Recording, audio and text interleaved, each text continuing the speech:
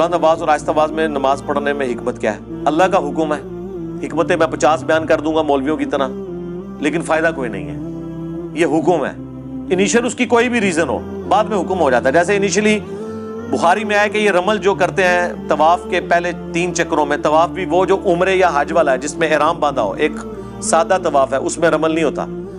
عمرے والا جو طواف ہے جس میں آپ احرام کی حالت میں ہوتے ہیں، 3 آپ نے چکر اکڑ کے اور چھوٹے قدموں کے ساتھ تیز تیز چل کے لگانے ہیں۔ اس کی حکمت یہ تھی کہ وہ کافر کہتے تھے کہ مسلمان مدینے گئے ہیں اور مدینہ بیماریوں کی سرزمین ہے، تو نبی الاسلام نے صحیح بخاری میں آتا ہے کہ حکم دیا کہ تم نے اس طریقے سے رمل کرنا ہے تاکہ پتہ چلے ہم صحت مند ہیں۔ لیکن وہ آج تک سنت جاری ہے۔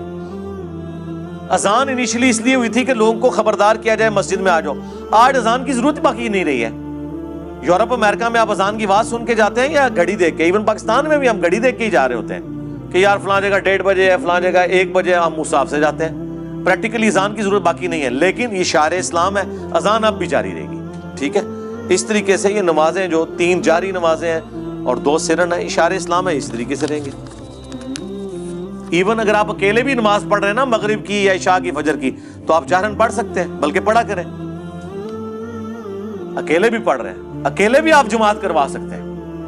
سنن نسائی میں حدیث ہے کہ تیرے رب کو اس گڈریے پہ بڑا پیار آتا ہے جو پہاڑ کی چوٹی پہ اکیلا اذان اور اقامت کہہ کے جماعت قائم کرتا ہے۔ آپ اکیلے بھی کر سکتے ہیں، ہاں جی،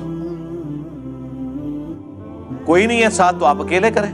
اس میں آپ اسی طریقے سے جس طرح امام قرات بلند آواز سے کرتا ہے، تکبیرات بلند آواز سے کہتا ہے، اس طریقے سے آپ کریں۔